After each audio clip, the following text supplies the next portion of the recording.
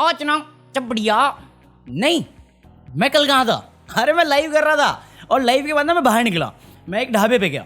तो ढाबे क्या, चलो इमेजिनेशन में ही जा रहे हैं तो महंगी जगह, 5 स्टार होटल गया मैं, तो मैंने ऑर्डर किया, तो खाना आया, और वो खाना खा के ना मैंने बोला मेरे को फूड हो गई। तो मैंने मैनेजर बुलाया, मैंने बोला मैनेजर तेरा खाना खराब था, फूड पॉइजनिंग हो गई। तो उसने वेटर खा लिया। कोई सेंस है इस बात की? और फिर मैं होटल से जैसे ही बाहर निकला, उस वेटर ने चप्पल उठा के मेरे को मार दी। यही है मेजर चीजें।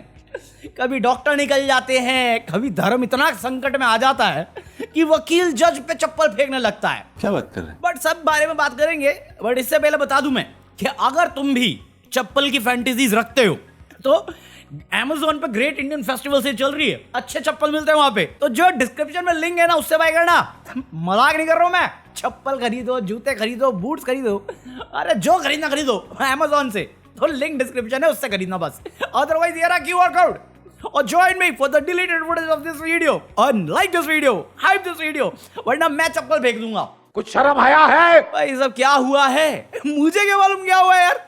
मैं तो सुबह ऐसे उठ के ब्राउज कर रहा था अपना बिग बॉस के लिए, उसने में मेरे को खबर आई अपने CGI गवाही है ना, गवाही BR गवाही है, हाँ वो अभी चल रहा है, उनका चीफ जस्टिस है वो, तो वो कुछ कर रहे होंगे कोर्ट में अपना जो करते हैं। इतने में कोई किशोर करके बंदा था, सठिया गया था उसका दिमाग।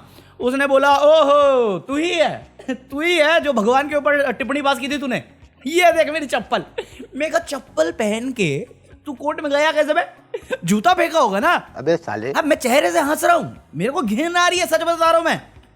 बहुत ज्यादा बेकार सिचुएशन है, क्योंकि वो तो पुलिस वालों ने रोक लिया, वरना चीफ जस्टिस ऑफ इंडिया के ऊपर कोई भी ऐरा गहरा नत्थु गहरा कि बेतुके मुद्दे को लेके उस बंदे पे चार्ज कर रहा है। जब वो सेफ नहीं है, तुम्हारी और मेरी सेफ्टी कैसे ही होगी? सही तो कहता हूं, 0 है हमारी लाइफ वैल्यू। साला डिग्निफाइड लाइफ देने की बात करता है हमारा कॉन्स्टिट्यूशन। ये फ्रीडम ऑफ स्पीच इनके पास है, फ्रीडम टू चार्ज इनके पास है, अपने पास बाबा जी का ठुल्लू। सही बात है। क्या था सनातन के ऊपर हम नहीं सहेंगे, सनातन के ऊपर नहीं सहेगा हिंदुस्तान। मैं तेरे बाप का हिंदुस्तान। तू कौन है सनातन के लिए स्पोक पर्सन बनने वाला? किसने डेजिग्नेट किया तुझे? किसी को रक्षा करने पहुंच जाना है, किसी को सनातन के बारे में ऐसी उल्टी सीधी हरकतें करनी है, फिर सनातन का नाम लेके अपने आप को सेव करना है। अबे ये बेवकूफों वाली चीजें हैं, और नो डाउट कुछ सालों में इसके ऊपर कार्रवाई होगी, या फिर ये बीजेपी ज्वाइन कर लेगा, जैसे पवन सिंह ने कर ली। ये समाज का सेवा करेंगे, ये पवन जी समाज की सेवा करेंगे। हाँ हम तो बात करेंगे भाई, पावर जितना भी लगा लो, हम भी स्वैग वाले आदमी हैं। बट ये एक बहुत आपत्तिजनक चीज है, और इसकी तो कड़े शब्दों में निंदा होनी चाहिए। और CGI भाई साहब अगेन, वो जिस पोजीशन पे बैठा है वो उस पोजीशन की रिस्पेक्ट जानता है, वैल्यू जानता है। इस पे वो बहुत स्ट्रिक्ट एक्शन ले सकता था। मैं तो खुद भड़क गया था। मैं कहा अगर मैं इस जगह पे होता, मैं तो भाई करता एक एग्जाम्पल सेट बना देता भाई, कि दोबारा किसी के दिमाग में सोच भी ना आए कि ऐसी हरकतें करनी है, वो भी चीफ जस्टिस ऑफ इंडिया के लिए। बट इन्होंने उसको हिरासत में ले लिया था पुलिस वालों ने, तो अब लाइसेंस कैंसिल करवा दिया है। मैं कहा 3rd डिग्री दिलवा दो।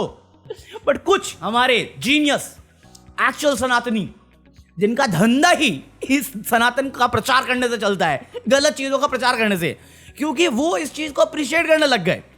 मुझे अर्पित याद आया, अर्पित शर्मा करके इन्फ्लुएंसर है ट्विटर पे, एक्स पे, जो भी है, उसने लद्दाख के ऊपर एक बहुत वीडियो बनाई थी इन्फॉर्मेटिव, और उसमें कुछ ऐसा नहीं था कि वो हिंसा को सपोर्ट कर रहा है या भड़काने की कोशिश कर रहा है। बट उस पे यही राइट विंग वालों ने लगा दिया, देखो नेपाल बनाना चाहे, और FIR होगी उस पे। अब अजीत भारती करके एक यूट्यूबर है जो साड़ी पहनने का शौक रखता है मेरी तरह, सही बात है, उसका फेवरेट सॉन्ग है पिंक लिप्स, मेरा भी। वो आके इसको कहता है ये ही तो शुरुआत है। मैं कहा अंत की कौन बताएगा? देश का लोकतंत्र खतरे में जा रहा है, तुम लोकतंत्र में खुश हो, साड़ी पहनो अच्छी वाली, तानिया मित्तल से लेके आओ। मैं कहा भाई ये पकड़ो, देश के गद्दारों को ठोक डालो, जो करना है। आगे की लाइन, इस पे क्यों नहीं हो रहा आउटरीच? क्योंकि प्रॉब्लम यह है, बात का पतंगड़ बनाना इन अंधभक्तों की पुरानी आदत है। देश जलता रहेगा ना, इनके पापा खुश हैं, मतलब पापा सेफ है, तो खुश रहेंगे। ये इस चीज को अप्रिशिएट कर रहा है। मैं कहा एक जगह पे CGI हटा के प्राइम मिनिस्टर डाल दे, या बीजेपी का कोई भी लीडर डाल दे, यही बंदा सेम बात अगेंस्ट बोलेगा कि ये तो हमारे लोकतंत्र पे अत्याचार हो रहा है। तुम इसको सपोर्ट कैसे कर सकते हो? एक तो मैंने देखा कि वो बंदा कहता जूते से बढ़िया तो गोला बारूद वाली चीज होती है। हाँ बोल कर रहा है, मैं कहा एफआईआर। आज मूड नहीं कर रहा। पॉइंट ये है कि जब देश में कुछ गलत होता है तो कलेक्टिवली हमें उसका निंदा करना चाहिए, और जब ऐसी चीजें तुम करके अप्रिशिएट करते हो, ये तुम्हारा माइंडसेट बताता है कि तुम कितने की लोग हो। अगर तुम प्रचारक होते, तुम पीस की बात करते, भगवत गीता की बात करते, जो शांति अमन की बात करता है, भाईचारे की बात करते, और किसी भी धर्म में जो भी ऐसी सोच रखता है, हर धर्म में ऐसे लोग हैं, वो गलत है। जो लोगों में लड़ाई करवाए, जो लोगों में आग लगाए, जो लोगों में बंटवारा करवाए, ऐसे लोग इस समाज में रहने योग्य नहीं है मेरे हिसाब से। क्या बात करता है यार? 11 साल में ये हालत कर दी है। सीजीआई सेफ नहीं है, बताओ, कोर्ट में सेफ नहीं है भाई। डॉक्टर्स, मध्य प्रदेश हो या उत्तर प्रदेश, फंसता हमेशा डॉक्टर ही है। वो मैं बता रहा हूँ, कफ सिरप वाला सीन 2 दिन से मैं कवर कर रहा था। सो उसमें पहले तो मध्य प्रदेश का हेल्थ मिनिस्टर बोला कि दवाई में खराबी नहीं थी, नहीं दवाई में खराबी नहीं थी। फिर पकड़ में आया तमिलनाडु में, तब इनको पता चला अरे दवाई में खराबी थी। रिजाइन करेगा ये? नहीं, इन्होंने डॉक्टर फायर कर दिया, निकाल दिया, बर्खास्त कर दिया। क्यों? ये तो वही बात है ना कि तुम किसी होटल में, ढाबे में गए, खाना खाया, पेट खराब हुआ, तुमने वेटर निकाल दिया। अरे शेफ निकालो यार।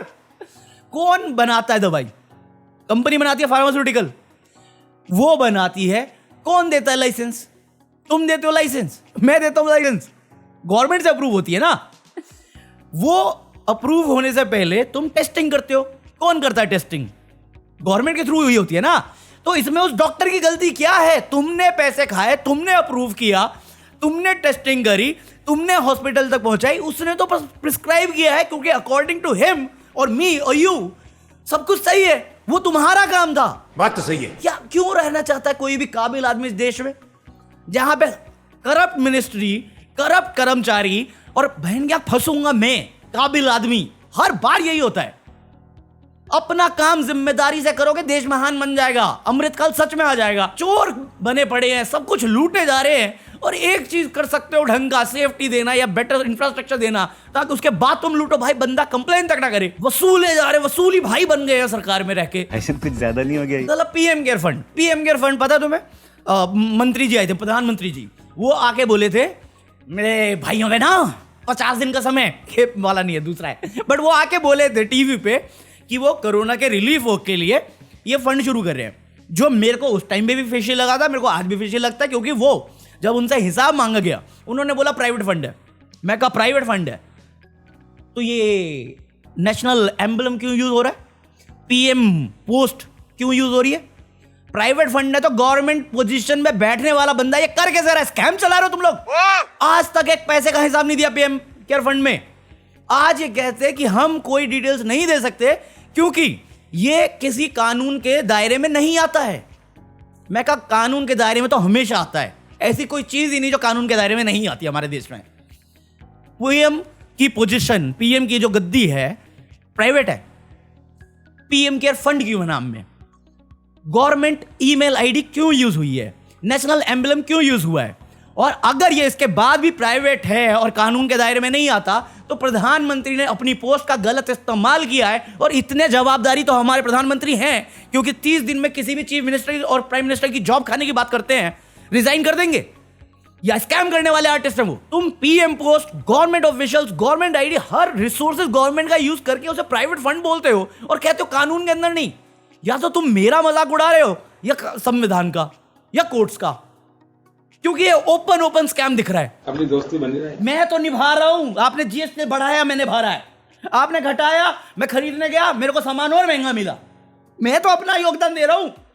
आपके लोग आके कुछ भी बोल के चले जाते हैं और आप ये बातें कर रहे हो। इन्होंने बोला इंडिया पाकिस्तान बैन बॉयकॉट करने के लिए, मैं बॉयकॉट किया। इन्होंने बोला चाइना बॉयकॉट, मैंने बाय करना बंद कर दिया। भाई मैं खरीदता ही नहीं अब कुछ, मेरा फोन पुराना है वही चला रहा हूं, नया फोन ले ही नहीं रहा। जो ये बोलते हैं मैं करता हूं। डिमोनेटाइजेशन इन्होंने बोला था 50 दिन, मैं 100 दिन तक लाइन में लगाऊं। चल झूठा। मतलब क्या फायदा था डिमोनेटाइजेशन का जीडीपी गिराने के अलावा?